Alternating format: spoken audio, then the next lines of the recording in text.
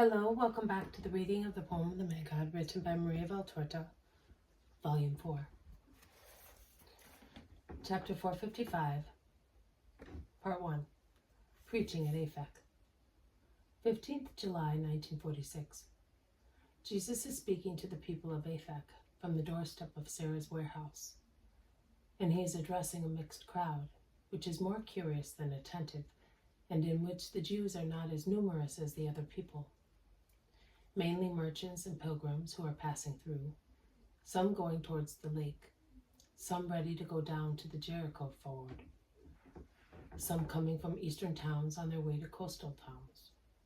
At present, it is not really a speech, but replies of Jesus to this man and that one, dialogue to which everybody listens, although with different feelings, clearly shown by their countenance and by their words, which make me understand who they are and where they are going. The dialogue at times changes in tone and interlocutors because, while Jesus is left aside, it becomes a debate among the people present for reasons of race and difference of opinions. Excuse me. Thus, an old man of Joppa quarrels with a merchant from Sidon, as the latter defends the master against the disbelief of the Jew, who will not admit that Jesus is the one expected by nations. And there is a turmoil of quotations from the Holy Scriptures, applied rightly or wrongly, confuted by a simple statement of the Syrophoenician who says, "I'm not interested in those words, but I say that it is he, because I have seen his miracles and heard his words." The dispute expands as other people take part in it, and those against Christ shout, "Beelzebub helps him. The holy man of God is not like that. He is a king. He is not a false rabbi and a beggar." Whilst those who are of the same opinion as the man from Sidon reply, "Wise people are poor because they are honest. Philosophers are not clad in gold and arrogance like your false rabbis and priests." And one gathers that they say so because they are not Jews, but Gentiles from various countries, who are by chance in Palestine or naturalized there, but still pagan-minded. Impious people! You are impious because you do not even perceive the divinity of his thought, reply some. You do not deserve to have him, but by Jove, we condemned Socrates and we suffered the consequences of that. I say, mind what you do. Be careful lest you should be struck by the gods, as we were several times, shouts one, certainly a Greek. Ah, Gentiles defending the king of Israel. And some Samaritans, and we are proud of being so because we would look after the rabbi better than you do if he came to Samaria.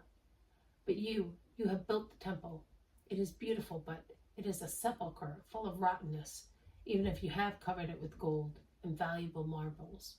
Shouts from the end of the crowds, a tall personage dressed in linen, with flounces and embroidery work, with sashes round his waist, ribbons, bracelets. Ah, a Samaritan, and they seem to be saying, "the devil."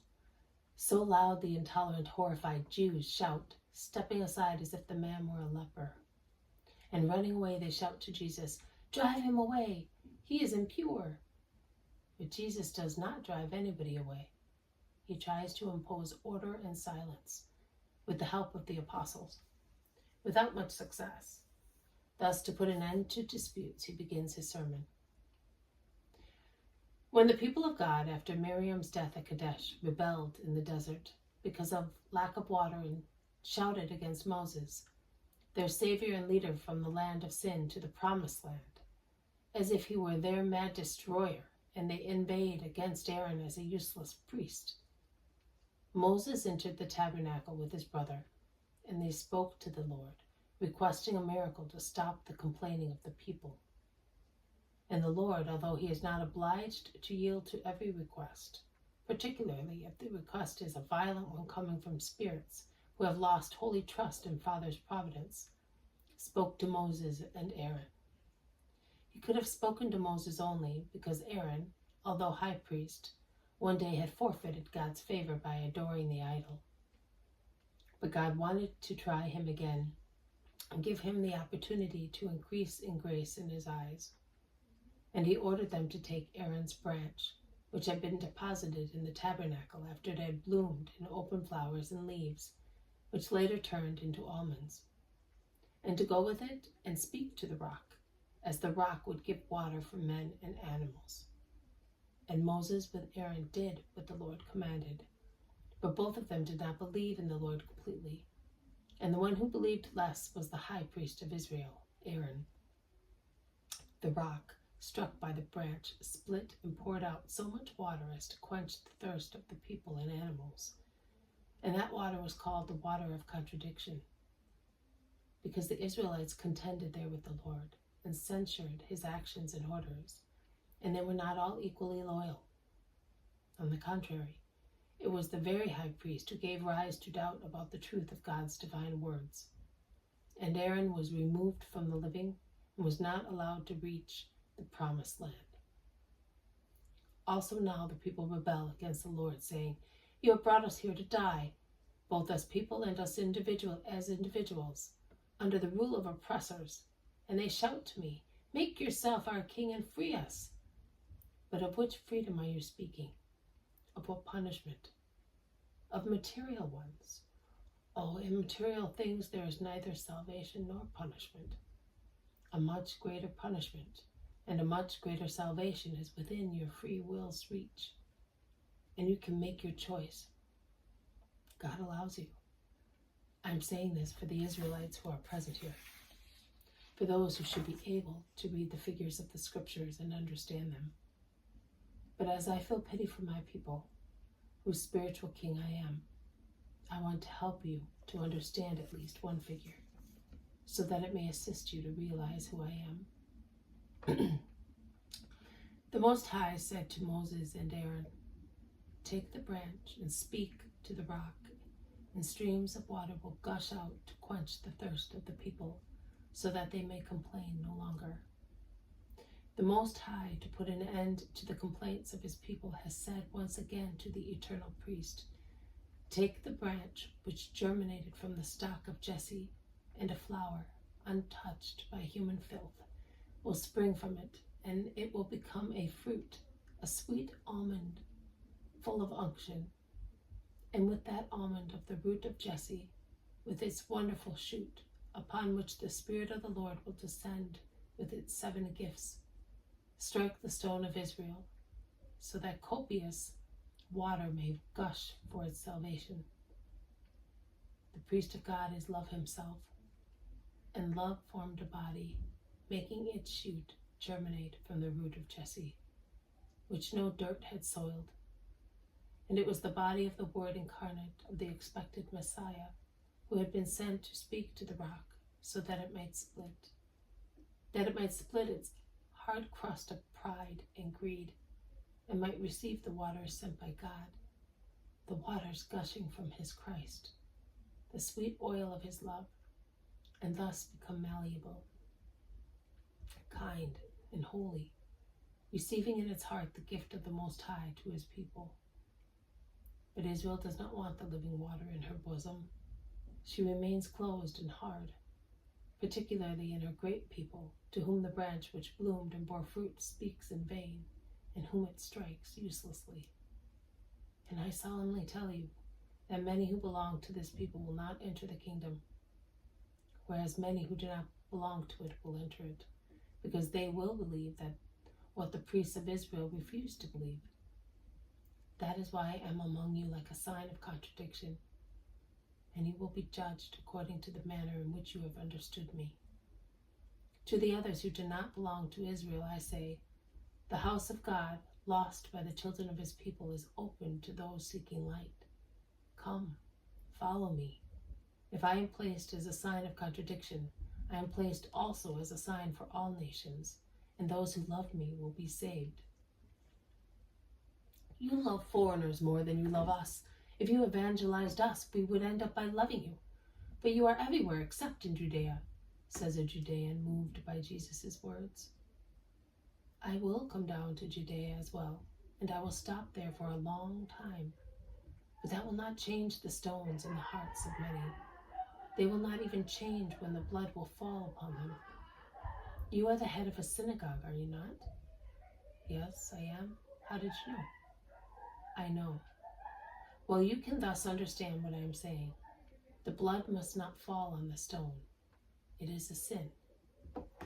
You will pour the blood on the stone with joy, that it may remain there. And the stone on which the blood of the true Lamb will be poured will seem a trophy of victory to you. Then the day will come when you will understand. You will understand the real punishment, and which was the true salvation offered to you. Let us go. A man elbows his way forward. I am Syrophoenician. Many of us believe in you, although they have never met you, and we have many sick people. Will you not come to us? No, I will not come to you. I have no time. But now, after the Sabbath, I will leave this place and I will go towards your borders. Whoever is in need of graces should wait at the border passes. I will tell my fellow countrymen, God be with you, Master. Peace to you, men.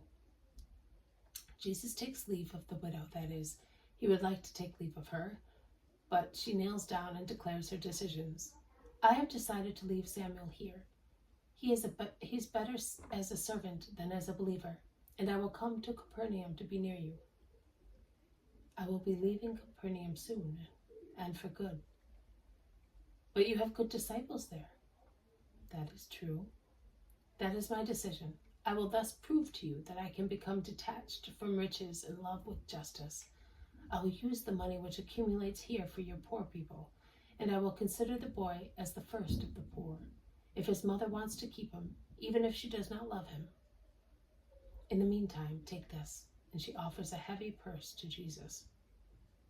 May God bless you with his blessings, and with those of the people you assist. You have made much progress in a few hours. The woman blushes. She looks round. Then she avows, It was not I who made so much progress. Your apostle taught me. That one, over there, the one who is hiding behind the dark-haired young man. Simon Peter, the head of the apostles. So what did he tell you?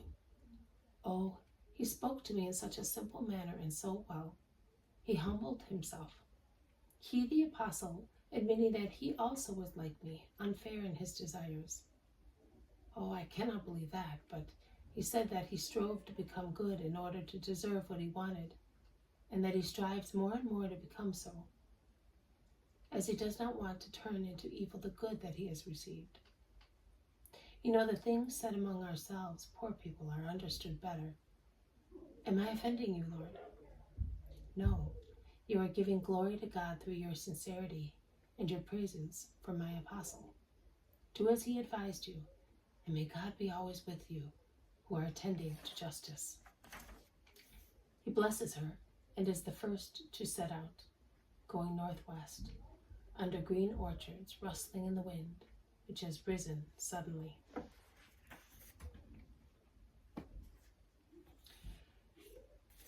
This has been a reading from the poem of the Man God, written by Maria Valtorta, Volume 4, Chapter 455, Preaching at Aphek. Thank you for listening. I will see you tomorrow. May God bless you, and may peace be with you.